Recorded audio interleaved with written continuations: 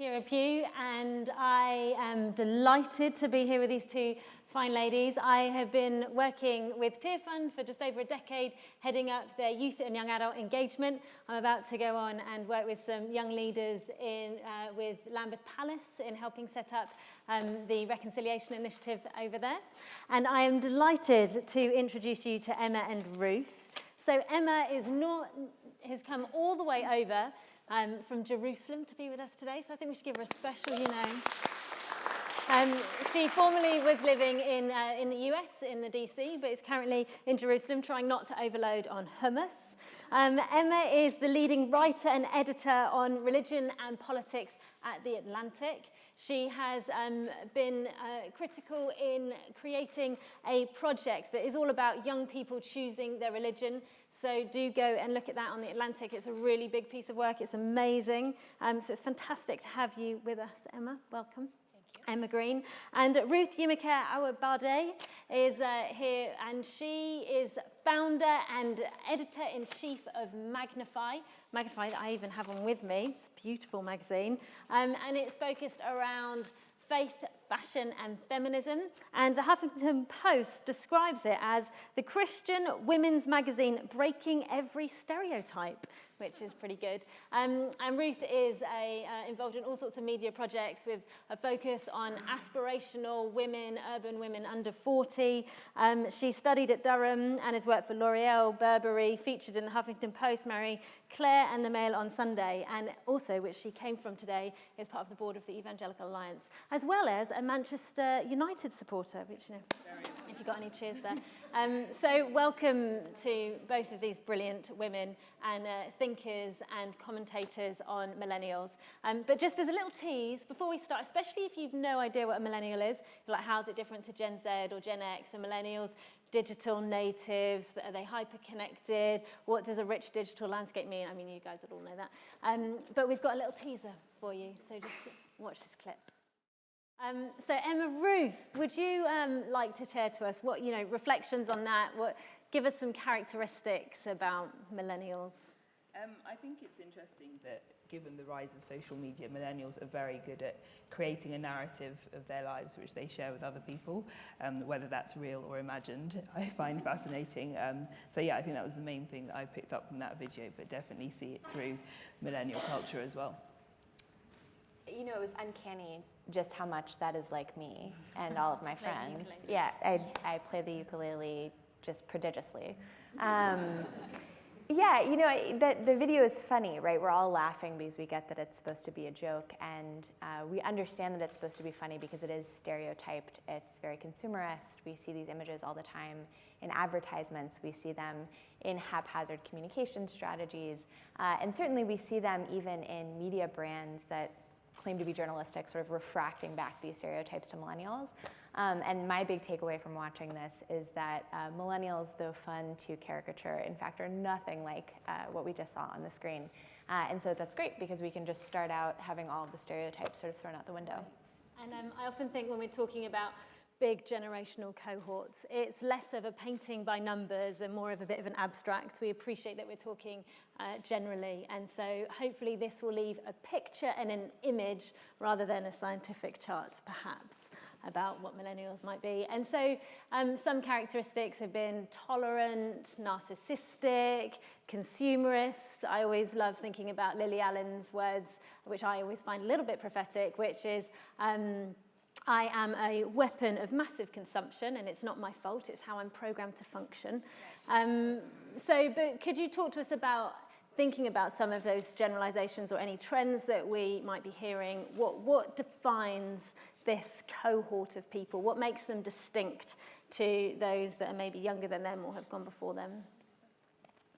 Well, so to get technical, millennials, I know a lot of people who in general hate the kind of classing, the cutesy classing and labeling of generations because in fact it is arbitrary. Everybody sort of shades into everyone else, and generations have a lot of fungibility. But I would say the technical demographic cutoff for most polling is born 1980 and later. Sometimes it's 1982 depending on who you're talking to.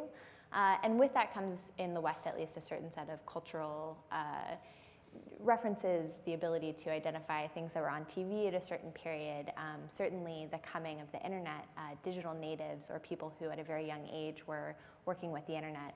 And as Ruth was saying, I think with that culturally, there's sort of a generalized view that millennials have been able to develop a sense of self, an ability to articulate self in these digital spaces from a very young age because millennials were that technological generation. So I think that's a major set of characteristics. Yeah.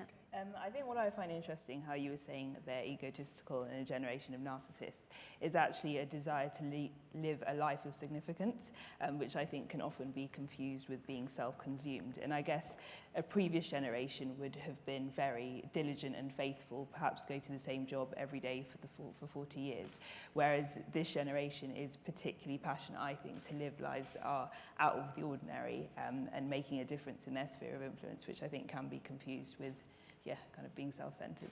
Yeah.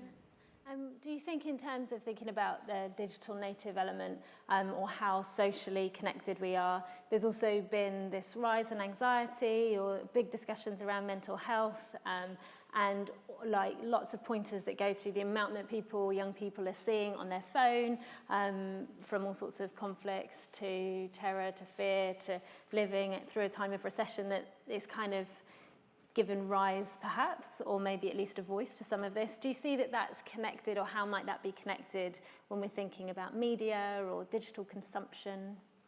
I think for me, I always tend to speak quite personally.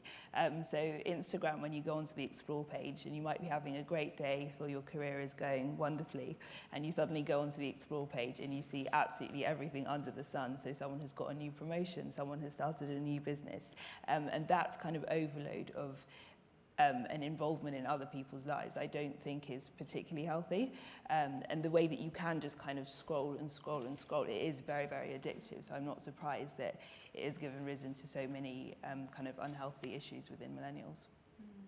The Atlantic actually just ran a cover story that was focused on a cohort that's slightly younger than millennials, kids who are now sort of in their preteen to late teen stage, but that focused on some of the things that you're describing, a rise in anxiety, suicide rates among this generational cohort, and also things that are a little bit more mundane but interesting.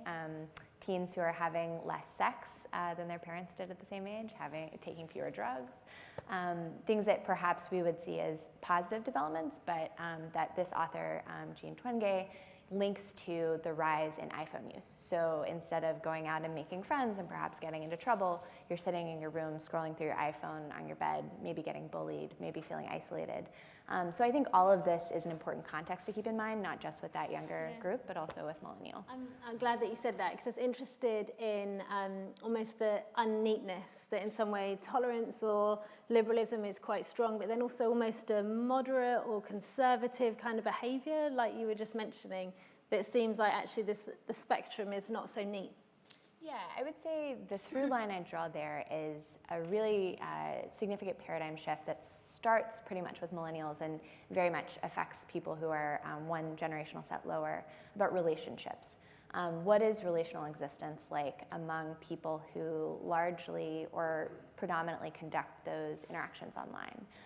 And I don't know if the conservative liberal frame is quite right, but I do think that a shift in relationships is right, because if we're thinking about our primary connection with other human beings as being through a screen rather than through human communities, small groups that you meet in physical buildings, it really changes things. It changes your behavior and your inclinations. Right. And could either of you talk to us a bit about what kind of impact you're seeing that might have on church attendance or church going in this millennial cohort of generation? I think it's definitely harder for churches to engage a certain group of millennials, not to generalise, but a lot of churches are not particularly savvy with social media. And the fact is, a church service where people are having real interaction and connection is probably not going to be one where everything looks really snazzy and exciting. So I think churches that have been able to do that successfully, they are able to attract a significant proportion of millennials, but churches that are kind of just more focused on what's actually happening in their church, I can see that they are finding it hard, and church attendance there is declining. And would you say that's any of your experience, perhaps, in how you've maybe stayed connected with your faith in church? I think, for me, if I think through the lens of someone who is not familiar with church, or maybe they don't go to church regularly, for any brand or organisation, social media is a great place to attract them. And if you're not actually showing what's happening Monday to Sunday through your church, that's obviously going to be extremely difficult to attract anybody who's new, besides those who are already faithfully committed in the church.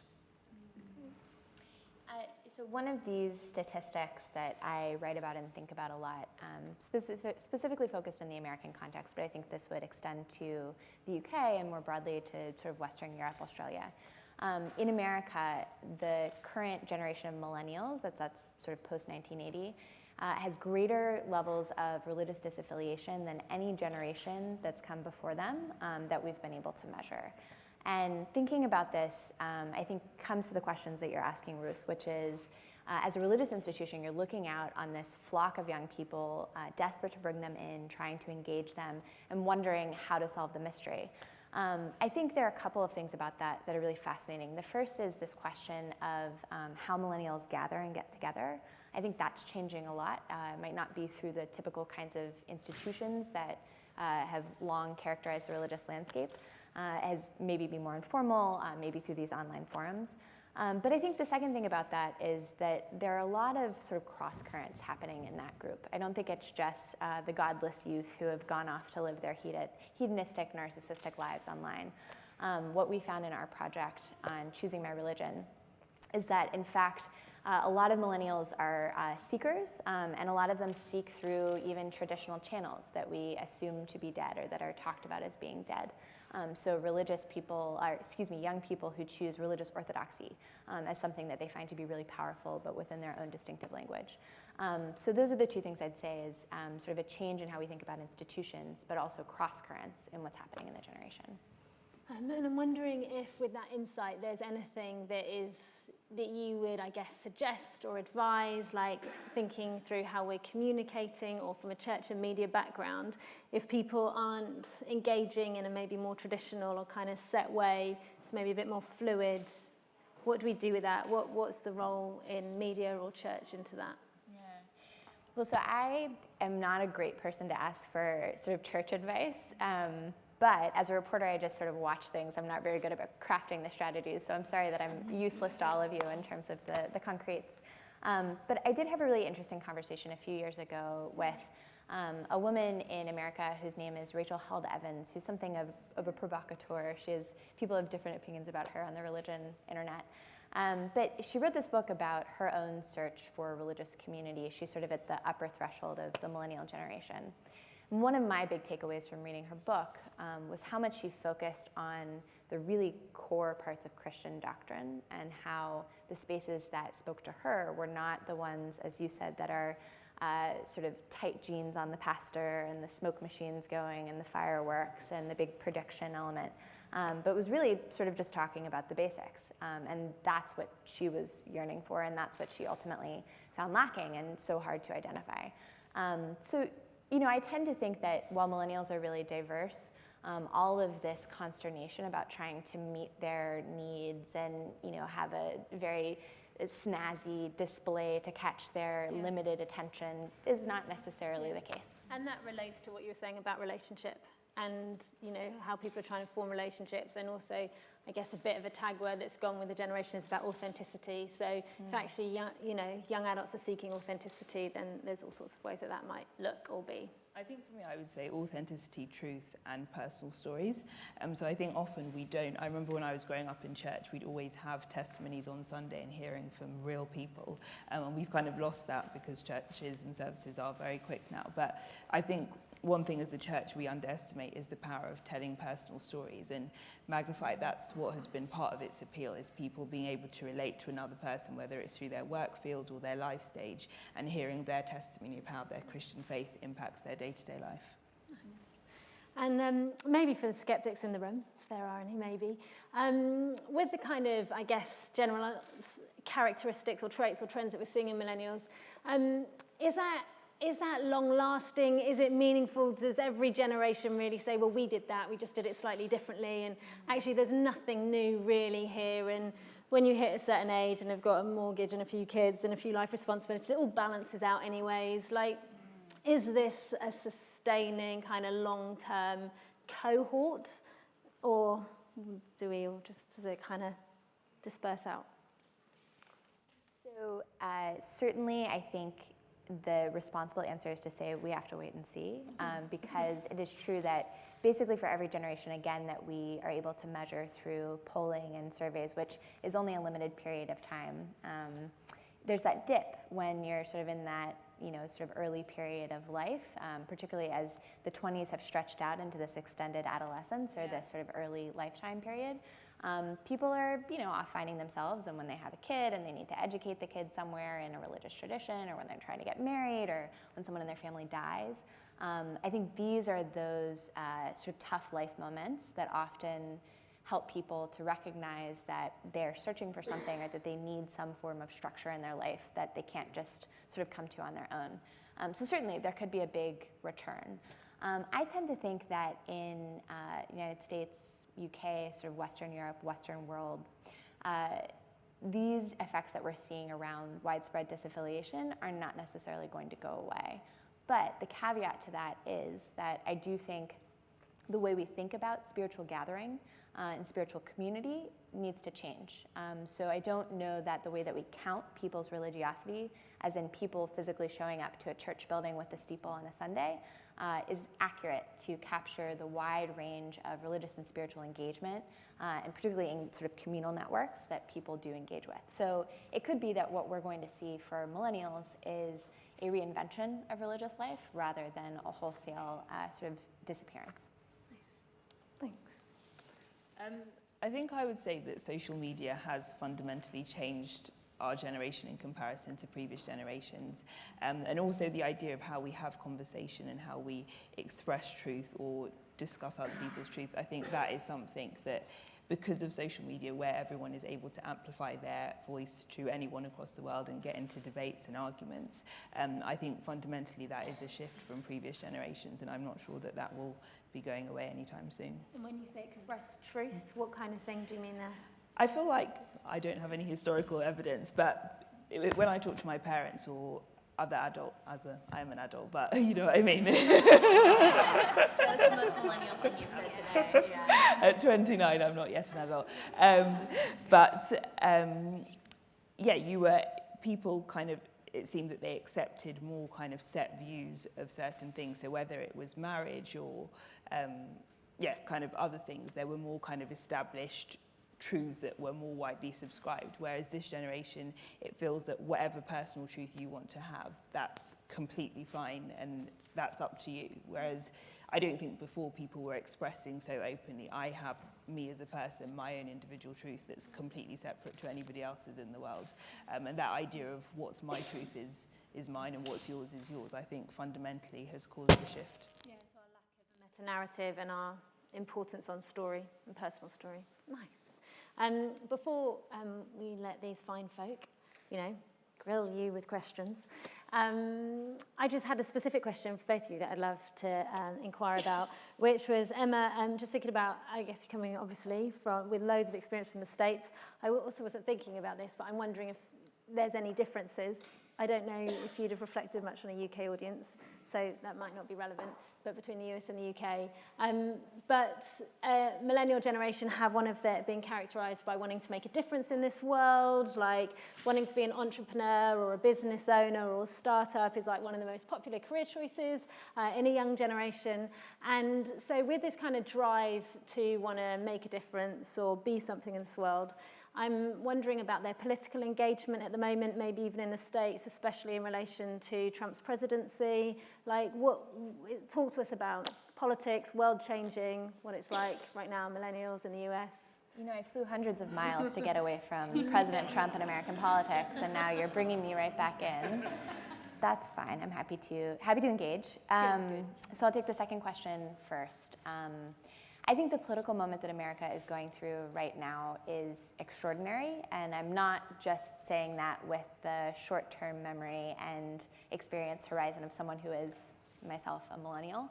I think the amount of just bitterness and poisonous atmosphere and sense of division and hurt, political hurt, that people are experiencing in the United States, not just progressives, but also conservatives who perhaps don't support President Trump, people who do support President Trump who are coming to that position from a place of extreme anger and feelings of being abandoned by their political leaders.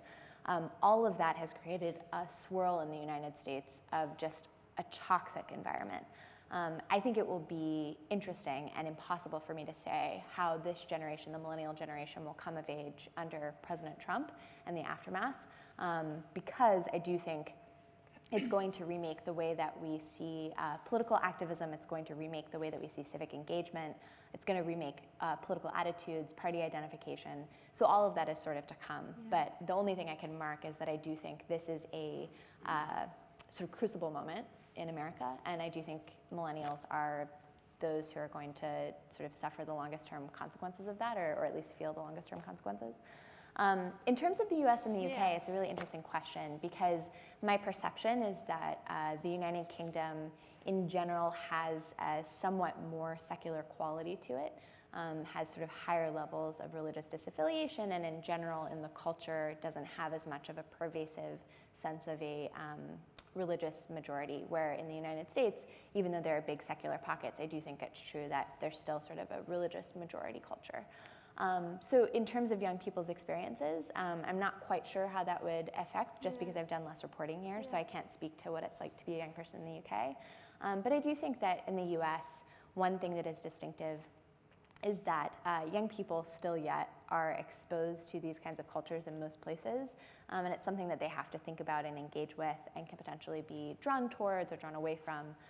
So, I think that the flourishing subcultures in the US, combined with the religious majority that still exists in the US, means that religion is still something that's an active open question for young people. And flourishing subcultures, what do you mean by that? Well, for example, I think in evangelical Christianity, you could talk to some pastors who would say, my church is basically only millennials, and they're the people who really lift up this church. The Acts 29 network is just one of many that comes to mind that really has a huge youth component to it. And I think this exists in a lot of different aspects of both Christianity and minority religions in the US. So all of that is to say that I think in America, religion is still a question that has to be engaged with. Great, thanks Emma. And so Ruth, you have got this beautiful magazine, and I kind of looked at as a young woman and leader, and I'm wondering, when you're thinking about wanting to empower women, for them to engage with different spheres of society, if you could just reflect on for us a little bit about millennials and gender and the church specifically. Wow. I think for me, one of the reasons I started Magnify was out of a frustration of seeing how the church didn't necessarily engage that well with women. So I went to an all-girls school, and feminism was something that we were taught from the very beginning. And then it was weird always seeing women in different spheres of life outside of the church who were inspiring, who were supported by others, and then coming into the church, and whenever there'd be a women's conference, it'd be pink and about flourishing and blooming, and the men's conference would be about, go forth and be strong and conquer. So I think for me, I found that incredibly frustrating. I think it's important that the church does start to tell different stories about women within the church sphere.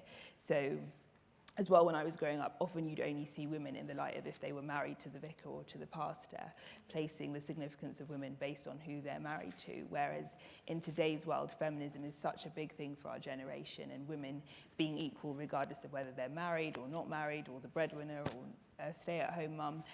So I think gender in the church is something the church really needs to get up to speed with, because we are incredibly behind everybody else. I don't know if that's a question. That's very good, thank you. Excellent. Well, we would love to hear some questions. Hands going up straight away. That's brilliant. We'd love to hear your name, and if you're here with an organisation or who you're here with, if you just say that at the start before your question, that would be great. So questions, comments, maybe reflections, if they're not mini preachers, would all be great. There we go. I'm Rory Martin. I'm a freelance journalist. I've worked in TV and radio and across many other parts of media. I used to work till recently for an organisation that used to be the largest local TV network in the whole of UK, and I worked at their Cambridge station. Now, our major target audience was a woman called Mavis, who's in her 50s and 60s, drives a Micra and goes to Argos. Now, none of us did any of those things, but I did drive a Micra until July, until 26 faults its MOT put an end to that one. So the world we inhabit as millennials, as I am myself, is completely different to the target audience of the mainstream media. So does that mean that with the current trends and like the new millennials like myself who are not turning to TV like I was working for and the kind of stories I was putting out, does that mean that the whole media industry has to change? Or people are saying years ago that cinema was going to be dead because of TV? Phyo had said that before. Brilliant. Thank you. So I would say, I think, like in the United States, we have the AARP magazine, which is for those who are in the best age of life, 65 plus. I think there can be sort of specific media that targets an older audience. But in general, I think the bias group is probably people who are in that sort of 30 to 55 range. That being said, media is fracturing. And when I think about the media market generally, I think about fracture. So in the United States, for example, we have startups on startups on startups that claim to be millennial whispering, in that they have the secrets to finally penetrating the millennial ad market, and they're going to make many, many oodles of dollars on this, which of course never works.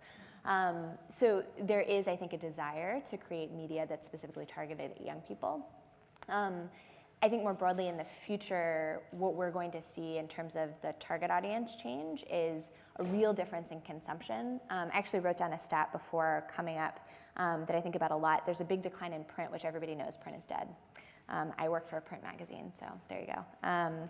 But television news, 27% of 18 to 29-year-olds in America often get their news from television, compared to 72% of people 50 to 64.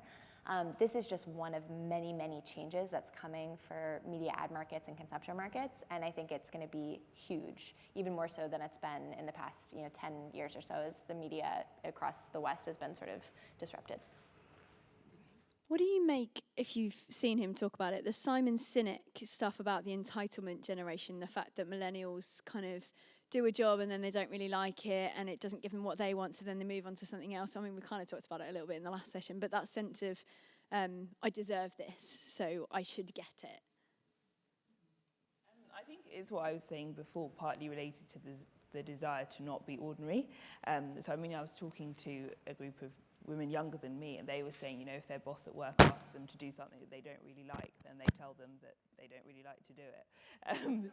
Hopefully they'll still be in a job by the end of the year. But I think that sense of, we almost feel like a right to live an extraordinary life and not really pay our dues before getting there is something that is a real problem, which is why I love hearing stories from people who are older, who actually have wisdom, to say that doing the hard yards, there's such a reward in the journey. It's not about instant gratification, which we see penetrates our whole generation. So there.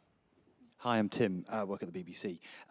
It's a question, or sort of just picking up on something that Emma said, and you might have said it and I might have missed it, and my apologies, but it was perhaps maybe you could both answer something about, you were talking about it was when you were talking about kind of how millennials gather, not through institutions, and you said, but the research found that a lot are still seekers, as named, but you said they do it through different channels, and I wasn't sure if you then said what those channels were, and whether you could say, and also maybe both of you, Ruth as well, could you how are millennials kind of looking to find stuff out? Kind of how are they trying to get things? Because that, I think, would help us understand not how to reach millennials, but it would help us know kind of in what ways are they gathering, congregating, finding stuff out.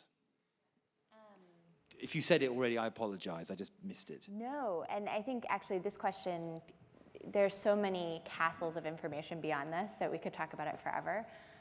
So there's an interesting project that a pair of young researchers at Harvard are doing that's loosely called How We Gather, that studies this exact question, which are what are non-traditional spaces where young people tend to find community. they're very creative in the way that they construct this question. So they talk about Soul Cycle, for example, or yoga class, or video game conferences. We could also talk about online spaces, which I really do think are legitimate sort of identity forming spaces for young people, finding chat rooms around topics that they like, Twitter communities that they identify with, people who they can sort of blog with across topic areas.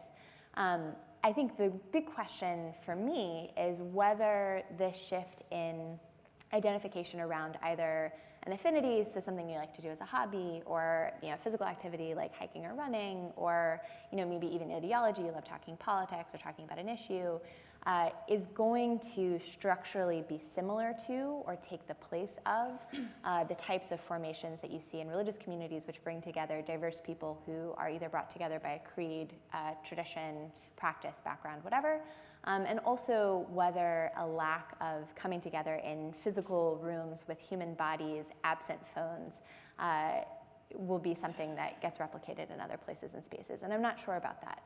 But I do think the flowering is something to pay attention to, because insofar as there are similarities, or it is something that people see as sort of a replacement effect for those traditional religious communities, something we should pay attention to. And more for me, just a reflection, looking at the church community. I know maybe like 10 years ago, the idea of a mega church that was kind of very much lights, cameras, and action. It seems to me that a lot of millennials now are looking to gather where they can build authentic relationships rather than the kind of mass gathering that would have been popular before. I think people have kind of swung to the other extreme of things like house fellowships and meeting in cafes and meeting in kind of just different spaces so that they can build those real meaningful relationships. Just picking up on that, I think one of the things I notice most when I see a group of millennials is, and particularly I noticed this in Asia last year, was something that you said, Emma. They sit together, but they have their mobile phones. So they're actually together, but they're not in any way engaging or connecting with each other. And I'm just curious to know what you think, because I mean, let's be honest, I was brought up, put your mobile phone away, talk to me over the dinner table. But I see that generation. Is it, just curious to know what your thoughts. It's interesting that the assumption there is they're not connected rather than they are connected. So we could all be chatting in that group, but gone. Right. So I think to that point, this, to me, is the perfect anecdote that embodies a millennial workplace. So my newsroom in Washington is fairly young, not all millennials, but fairly young. And we have a chat platform called Slack, which is like any sort of group message. You can message each other. It's pretty quiet, library-like atmosphere. But one of the joyous moments is you'll start to hear these titters go up, and they'll go up here and there and all over the newsroom, and you realize everyone's laughing at the same joke that they see on Slack, but nobody said a word. Everybody's just experiencing this all together, silently at their own individual computer. I kind of think it's beautiful. That could just be my own millennial sensibility. And I do think that speaks to Kiera's point that there can be connectivity where there isn't a traditional kind of interaction taking place. But I do think that there's something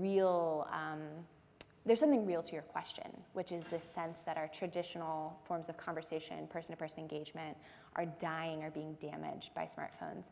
And I think that's true. I think this is a huge sort of spiritual and moral question for us as a society, is how do we make human connections and understanding when there's always something that is an intermediary between us and other people.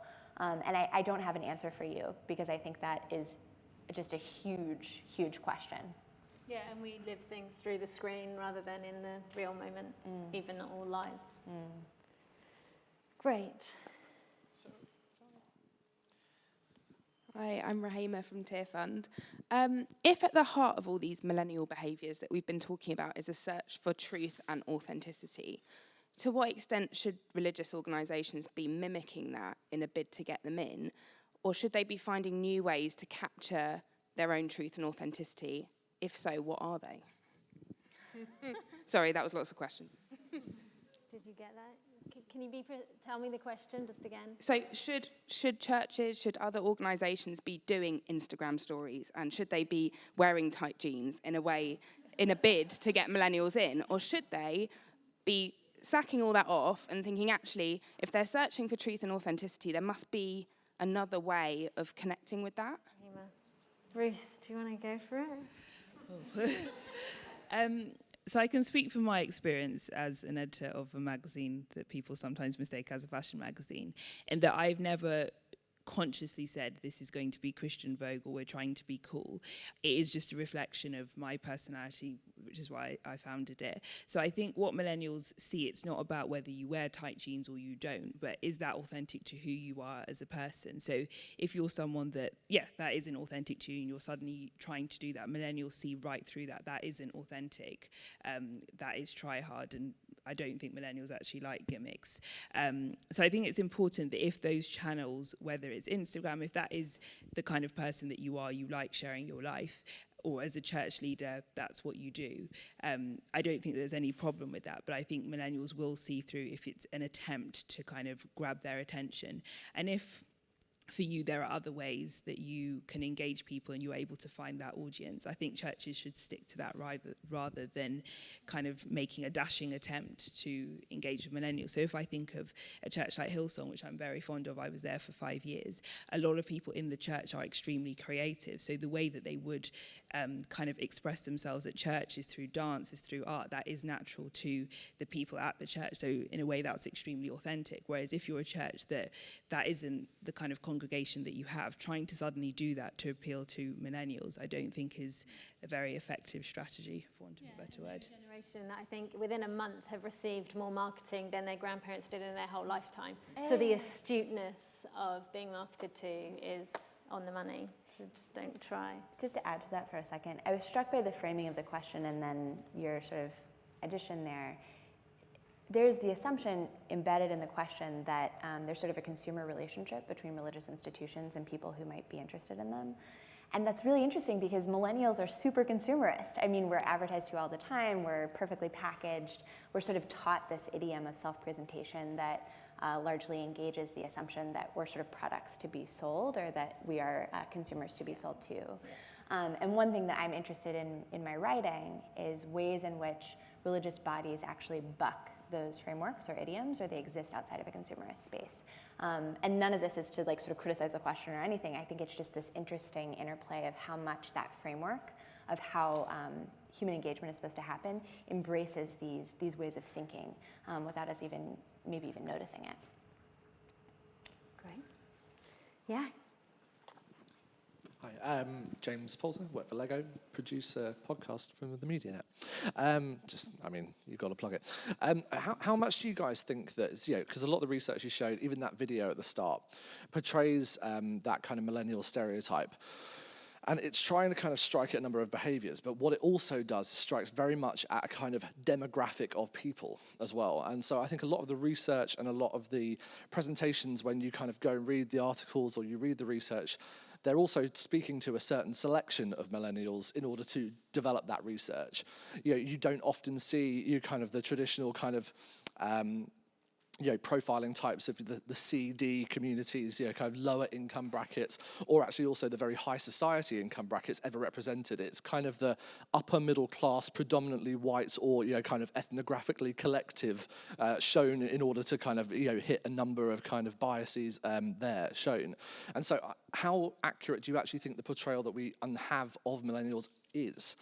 Is the research that we're actually basing all of these assumptions on founded upon its own inherent bias, or actually is there a lot more to kind of be seen under the surface? I can just affirm your question, which is that, I think the point I started with, which perfectly connects to what you're saying, is that there's enormous diversity within any generational cohort. And I do think we have to be very wary about the generalizations that we make about cultural characteristics and personality traits and whatnot, because those always come with class frames, with racial frames, certainly religious, ideological frames. So I affirm what you're saying. And I think with that, though, we should recognize that there are some qualities of truth that we can use to start a conversation about what it means to be a millennial, or that we can demarcate. One thing that I would just point to is mobile phones. So we sometimes think of mobile phones as a luxury good, and I think for some people it is. You have a very expensive and slick smartphone with the case or whatnot. But what's striking to me is actually how much mobile phones penetrate across class and income brackets. And this is true globally as well. For many people, your mobile phone is your only access to the internet and your only form of communication or engagement with a sort of tech device. So in that way, there are some aspects of this culture or forms of engagement that actually are universal, that do cut through. And those are important and useful, but in general, I applaud the complication that you add to the conversation. I think I would just add, I don't know if this is gone off. So even speaking as a young black woman, for Magnify recently, we did an event that was called How to Build Your Business, How to Build Your Career and Build Your Side Hustle.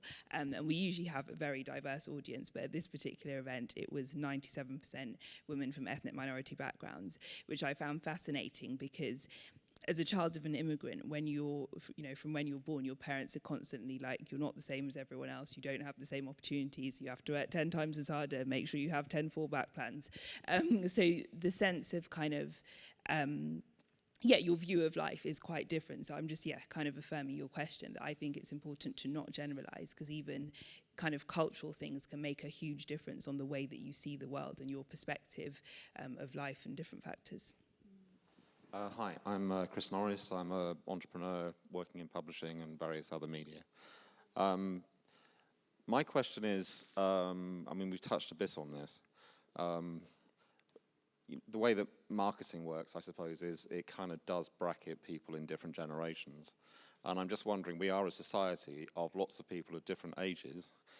My question would be, how do you break down the silos when social media is all about people talking to each other and having the same prejudices, and you end up just talking to similar people? And I just wanted to know how you would go about breaking down these silos. So one reason that I think traditional religious spaces that are communities of place and space don't necessarily meet in a building with a steeple, but meet in at least a physical place where you can all get together, is that unique among basically any other kind of voluntary or communal organization, religious spaces are intergenerational. Obviously not all religious spaces are that way. There are as much the churches where you only see people with white hair as there are the churches where you only see people under 30, and I think both of those are a little artificial and frankly kind of weird. But I do think that having spaces where actively communities can cultivate relationships across generational boundaries, where the babies are hanging out with the teens, or hanging out with the people in mid-career, or hanging out with the elderly, is pretty unique. And I think that's a fundamental part of the sort of communal and civic bonds that help to build strong communities generally. I don't know that I'm, again, the person for the normative the how-to or the normative should of the ways of building those spaces, but I think it's precious, and I do think that it's one reason why continuing to follow the life of religious communities is important, and that's what I take as a reporter, how to follow these spaces that are unique in that they preserve ways of building community that basically no other spaces do. I was just thinking about, I guess, the faith aspect of family and the importance of family in a faith context, and the relational strength of that, but two, the sacrifice and the love that comes with being family, which might mean in our churches or in our programs, how are we sacrificing some of what might have been done in a certain way in order to include or give permission to... Yeah, and I think there's something about platform for a young generation, even younger than millennials, like platform is so accessible to them, and if they've got something meaningful to say through that platform, people will listen to them, and leadership looks different because it's more informal. And as a church, how do we match that sense of giving platform and giving space to a young generation when platform is so available across all sorts of social contexts? How do we also give that big permission in church? Hi, I'm Mark. I work in TV. You've just started to allude to it, actually, but what advice would you give to the next generation of young Christian people who are maybe 10, 15 years younger than you, based on your experiences of Christian or religious life in this world so far? Great question. Stay off your phone, firstly. Stay off your phone and engage with the real world. I would say don't be afraid to be yourself. I know for me, so I grew up in Lincolnshire for a few years in a very rural town where most people had never actually seen a black person in their whole lives. And I always kind of felt that I needed to be different than how I was and have different interests. And the thing I would say is those kind of things, they put you off church because you feel like you don't belong to that community, or you need to kind of change yourself to feel part of a community. So what I would say to the next generation is the way that you've been created, whether you're into the arts, because I know in my church growing up, being creative was not seen as a good thing. It was like, you need to be working in the charity sector, or you need to be a doctor, or something that's actively helping people. And the world is changing. There are many different ways that you can help and impact and influence people. So I'd encourage them to remember that they've been given gifts specifically by God, and the way that they've been created is amazing and it's exciting. And if you happen to live in a place where not everyone is like you, that's actually wonderful. And also the fact that diversity is amazing. So whether, I don't just mean in terms of race and age, but people from different backgrounds. And that is the beauty, as we were saying, of somewhere like the church, where you meet people and you make friends and you kind of share life experiences, that they should never lose the joy of that in the desire to conform and be exactly the same. There's a really fun bit of research that Sparks and Honey did about Gen Z, so like tweens and teens, which I think is titled "Forget Everything You Learned About Millennials." And I think that actually it's really important for the older generations to be thinking about Gen Z and what they look like. Almost like millennials feel so established now, and there is so much written about millennials, but like thinking and listening to actually what should the church be like for Gen Z might be a more relevant question than for millennials in some ways. I just have one more point to add. And also to encourage them to get involved, even at a young age. And if there's a way that you would like your church to be, even when you're 10, 11, get involved in that and get stuck in. Because I know now I obviously have a magazine, but when I was 11 at church, I used to print one with Comic Sans and print it at the local newsagent and hand it out at church. And I was grateful that when we kind of moved back to London, I was in a church where that was encouraged, even though there's probably spelling mistakes all over the place. So I'd say for those who are kind of 10, 15, that even at that young age, kind of know that you've got something to contribute to your church as well, rather than, I guess, just kind of complaining that everyone is older than you or you don't like things. Even from a young age, get involved. Hi, I'm Tom. I run a new media company.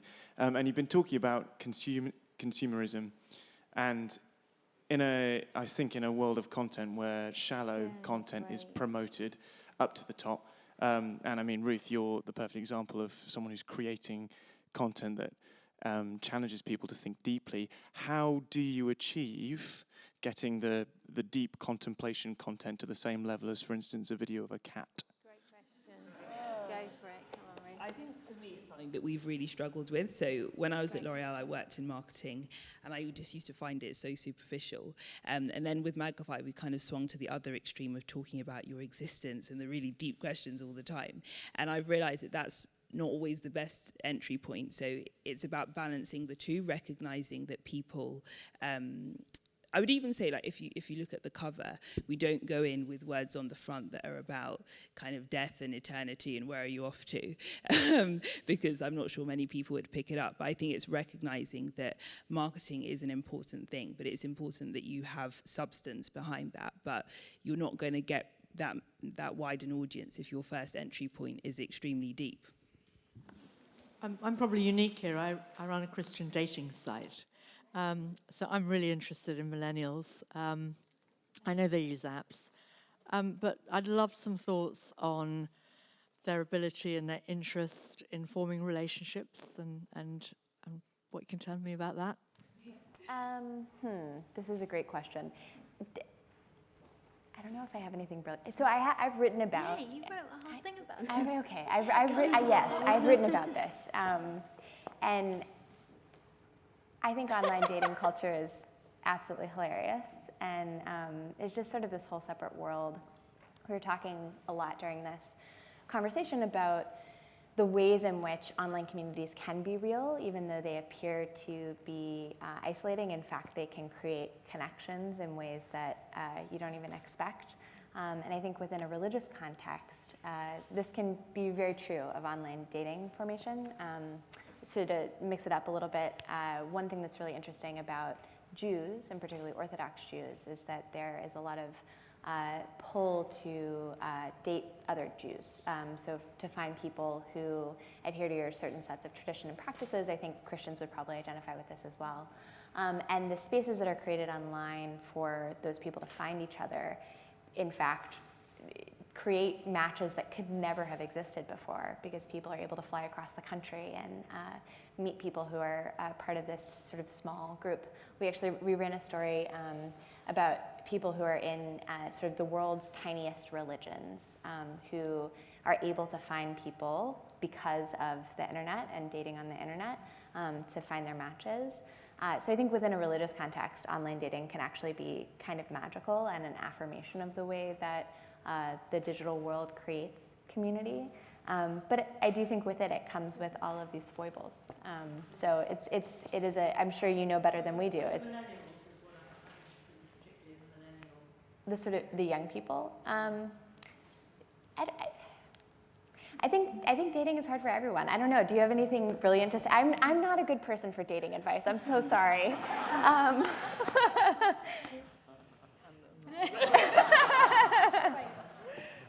Wonderful. I thought it might be helpful if you guys have anything in mind just to share. If anybody was like, right, are there any really interesting vloggers or authors? Obviously, Emma Green, check out Choosing My Religion on The Atlantic. There is absolutely shed loads there, really good stuff. But is there anything else you'd point people to? Sparks and Honey, I would recommend as researchers. They're quite fun. Anything else? The Religion News Writers Association, which I'm part of, is an organization in the US that follows religion news and is great for people who are interested in that, sort of as fellowship.